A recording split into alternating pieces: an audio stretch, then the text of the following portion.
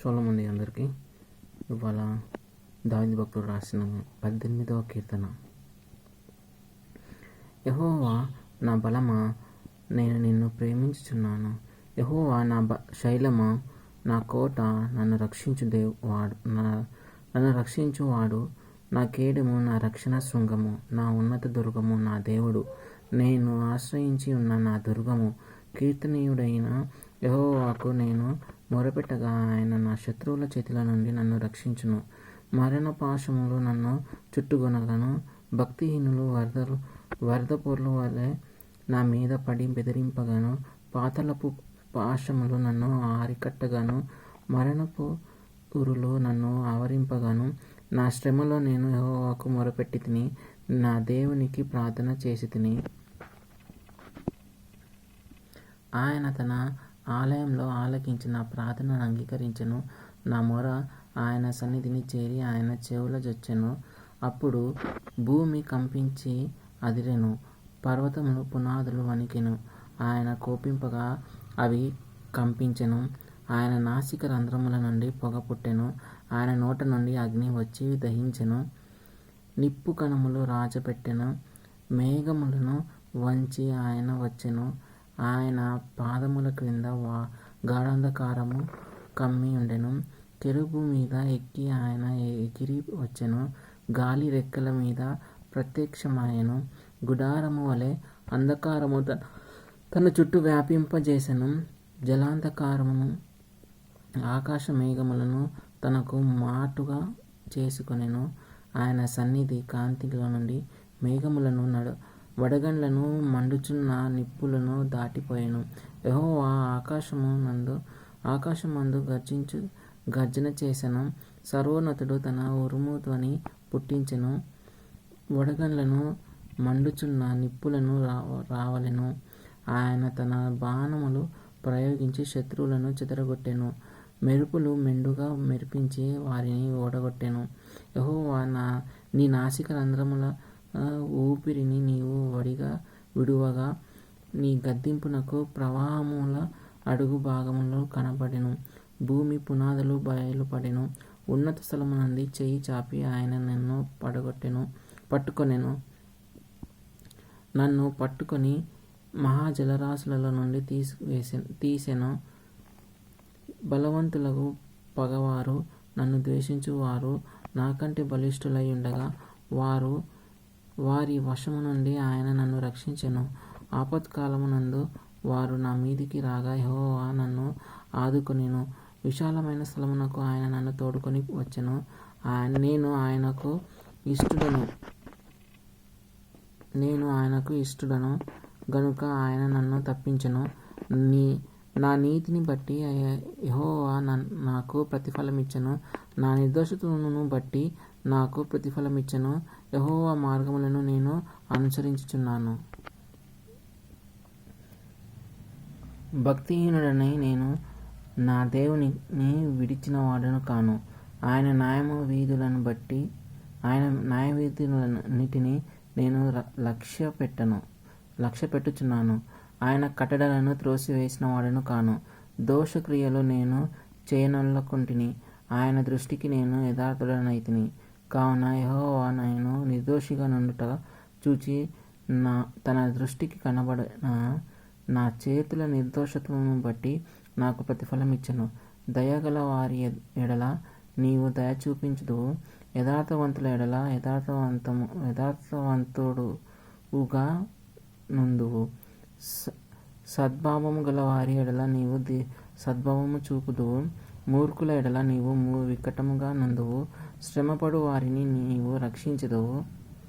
గర్విష్ఠులకు విరోధివై వారిని అణిచివేసెదవు. నా దీపము వెలిగించువాడవు నీవే. నా దేవుడైన యెహోవా చీకటిని నాకు వెలుగుగా చేయును. నీ సహాయము వలన నేను సైన్యమును జయింతును. నా దేవుని సహాయము వలన ప్రాణమును దాటుదును. దేవుడు ప్రాకారములను దాటుదును. దేవుడు యథార్థవంతుడు. యెహోవా వాక్కు నిర్మలము. తన శరణు జొచ్చి వారికందరికీ ఆయన కేడెము. యెహోవా తప్ప దేవుడేడి? మన దేవుడు తప్ప ఆశ్రయదుర్గమేది? నాకు బలము ధరింపజేయువాడు ఆయనే, నన్ను యథార్థ మార్గమున నడిపించువాడు ఆయనే. ఆయన నా కాళ్ళు జింక కాళ్ళ వలె చేయుచున్నాడు, ఎత్తైన స్థలముల మీద నన్ను నిలుపుచున్నాడు. నా చేతులకు యుద్ధము చేయ నేర్పువాడు ఆయనే. నా బాహువులు ఇత్తడి విల్లును ఎక్కుపెట్టును. నీ రక్షణ కేడమును నీవు నాకు అందించుచున్నావు. నీ కుడి చెయ్యి నన్ను ఆదుకొనెను. నీ సాత్వికము నన్ను గొప్ప చేసెను. నా పాదములకు చోటు విశాలపరచితివి. నా చీల మండలు బెనకలేదు. నా శత్రువులను తరిమి పట్టుకొందును. వారిని నశింపజేయు వరకు నేను తిరుగను. వారు నా పాదముల క్రింద పడుదురు. వారు లేవలేకపోదునట్లు నేను వారిని అనగద్రొక్కుదును.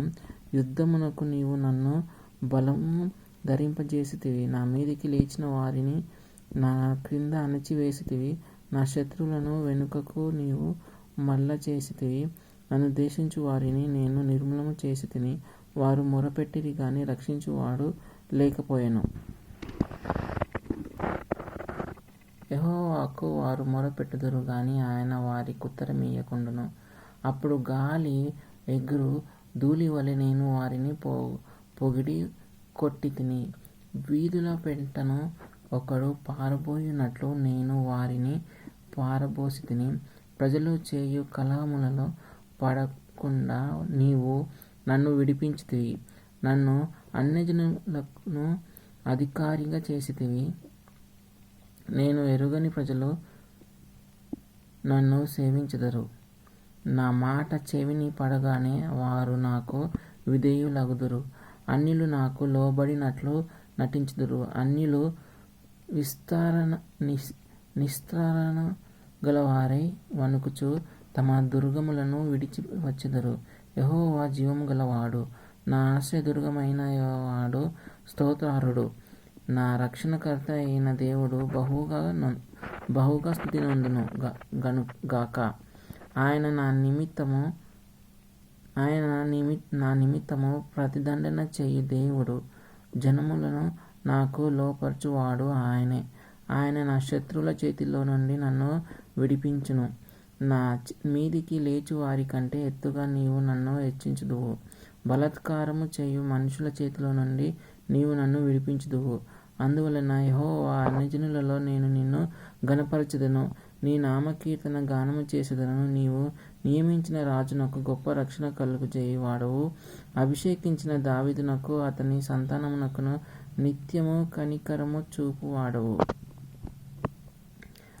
దావీదు కీర్తన 18. దావీదు భక్తుడు 18 కీర్తనలో ఈ కీర్తన దావీదు భక్తుడు రాసిన కీర్తన. యెహోవాను దాసుడైన దావీదు రాసిన కీర్తన. అతని శత్రువులందరూ చేతిలో నుండి, సౌలు చేతిలో నుండి యెహోవా అతనిని తప్పించిన దినమున దావీదు ఈ గీత వాక్యములను చెప్పి యెహోవాను స్తోత్రించాడు. ఈ కీర్తనలో అంటున్నాడు దావీదు భక్తుడు, యెహోవా నా బలము, నేను నిన్ను ప్రేమించుచున్నాను అంటున్నాడు. దేవుని ప్రేమించుచున్నాడు.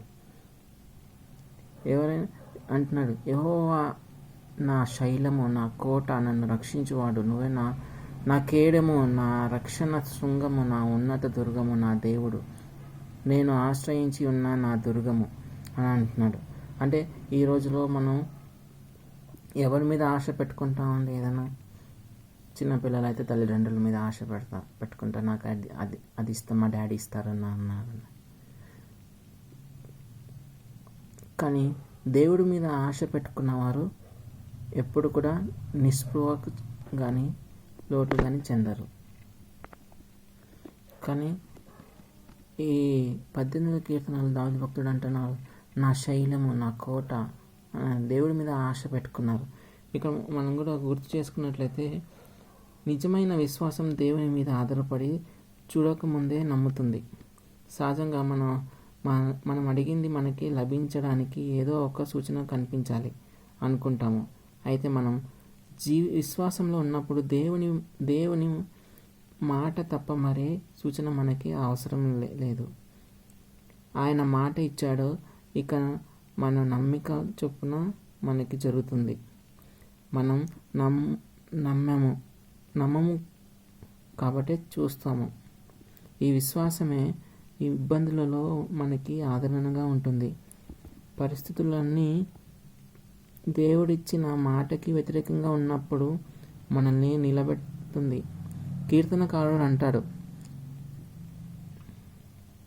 సజీవుల దేశంలో నేను యెహోవా దయను పొందుదునన్న నమ్మకం నాకు లేని ఎడల నేనేమవుదును అంటాడు. తన ప్రార్థనకి జవాబును ఇంకా చూడలేదు, కానీ చూస్తానని నమ్మకం ఉంచాడు. ఆ నమ్మకమే అతని సొమ్మసిల్లిపోకుండా చేసింది.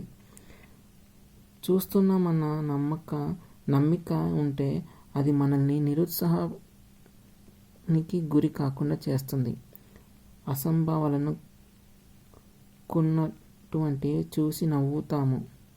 ఇబ్బంది నుండి మానవపరంగా విడుదల లేదనుకున్న సమయాల్లో ఎర్ర సముద్రాన్ని దేవుడు పాయలు చేసే దృశ్యాన్ని ఆనందంతో వీక్షిస్తాము. సరిగా ఇలాంటి తీవ్రమైన కష్ట సమయాలలో మన విశ్వాసం అభివృద్ధి చెంది బలపడుతుంది. ఆందోళన చెందిన ప్రతి ఆత్మలారా, సుదీర్ఘమైన రాత్రులలోనూ విసుగు చెందించే పగటి వేళల్లోనూ ఆయన మిమ్మల్ని మర్చిపోయాడేమోనన్న భయపడుతున్నారా? ఆతృతగా ఆయన కోసం ఎదురు చూస్తున్నారా? మీ తల ఎత్తండి. మీ దగ్గరికి వస్తున్న విడుదల కోసం ఇప్పుడే ఆయనని స్తుతించండి. దావీదు భక్తుడు స్తుతించాడు. స్తుతిలలో ఉన్న శక్తి మనం విడుదల పొందుకుంటాం. దేవుడి పైన నమ్మకం ఉంటుంది. దేవుడే మన ఆధారమై ఉంటాడు. కాబట్టి దేవుడు మనల్ని రక్షిస్తాడు.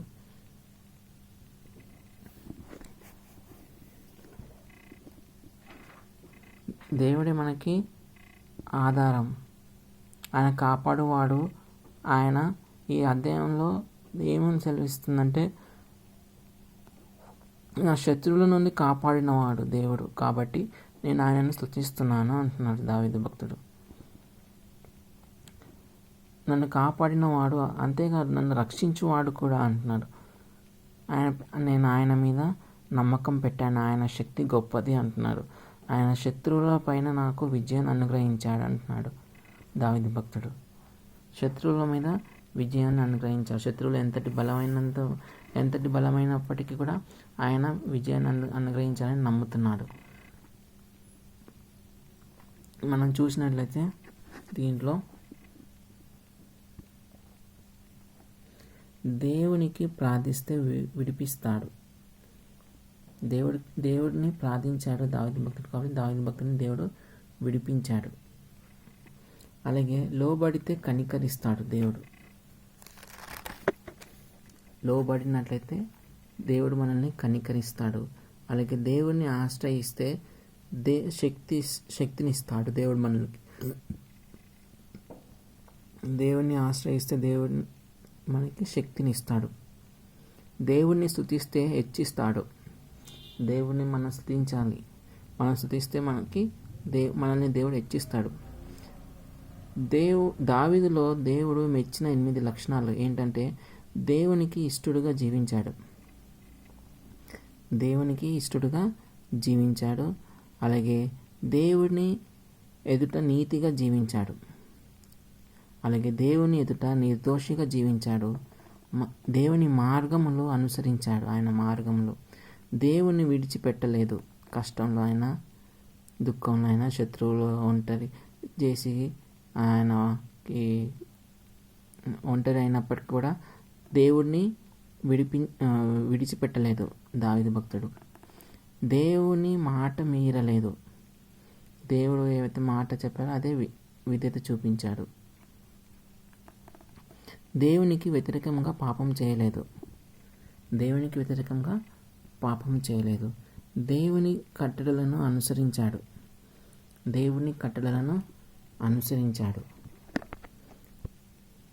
మనం మొదటి పేతురు 1:5 చూసినట్లయితే, కడవరి కాలమందు బయలుపరచబడుటకు సిద్ధముగా ఉన్న రక్షణ మీకు కలుగునట్లు విశ్వాసము ద్వారా దేవుని శక్తి చేత కాపాడబడు మీ కొరకు ఆ స్వాస్థ్యము పరలోకమందు భద్రపరచబడి ఉన్నది. దేవుని రక్షణ మనకు ఉచితంగా అనుగ్రహించబడుతుంది. దేవుని రక్షణ మనకు ఉచితంగా అనుగ్రహించబడుతుంది కేవలం మనం నమ్మి విశ్వసించినట్లయితే. మీరు కూడా మీరు నమ్మి విశ్వసించినట్లయితే, దేవుడి పైన ఆధారపడినట్లయితే మీకు కూడా రక్షణ కలుగుతుంది. అంతే రక్షణే కాదు, అన్నిట్లోనూ కూడా అన్ని విషయాలలో కూడా మనకి ఆధారమైన వాడు దేవుడే. మనం దేవుడి పైన నమ్మకం ఉంచాలి.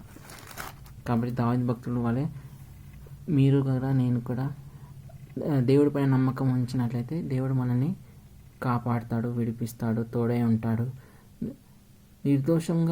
నిర్దోషతను బట్టి నాకు ప్రతిఫలం ఇచ్చాను.